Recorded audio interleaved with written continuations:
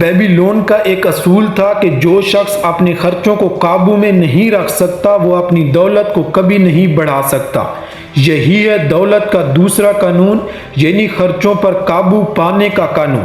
بیبیلون میں ایک کاریگر تھا جو دن رات محنت کرتا تھا، ہاتھوں میں چھالے پڑ جاتے، مگر مہینے کے آخر میں اس کے پاس کچھ بھی نہیں بچتا تھا۔ ایک دن وہ اپنے استاد کے پاس گیا اور بولا، میں اتنی محنت کرتا ہوں مگر دولت میرے پاس کیوں نہیں رکتی؟ استاد مسکرایا اور بولا، بیٹے تمہاری خواہش تمہاری کمائی سے زیادہ تیز بھاگتی ہیں۔ جب تک تم انہیں قابو نہیں کرو گے تم کبھی امیر نہیں بن سکو گے۔ یہ کہانی 2000 سال پرانی ہے، مگر آج بھی ہمارے گھروں اور ہمارے دماغوں میں زندہ ہے۔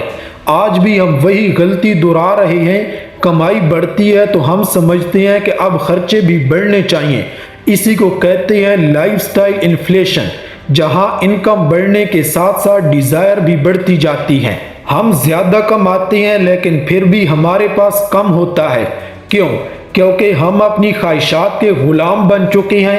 ہم اپنی ضرورت اور خواہش میں فرق کرنا بھول گئے ہیں۔ اور یاد رکھو، جو اپنی خواہشوں پر قابو نہیں پاتا، پیسہ اس پر کبھی مہربان نہیں ہوتا۔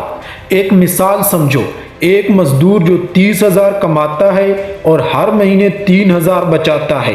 دوسرا شخص ایک دکاندار ہے جو 1,00,000 کماتا ہے مگر خرچ پورا 1,00,000 ہی کر دیتا ہے۔ 5 سال بعد مزدور کے پاس جمع پونجی ہے اور دکاندار کے پاس صرف افسوس۔ تو مسئلہ کمائی کا نہیں، مسئلہ کنٹرول کا ہے۔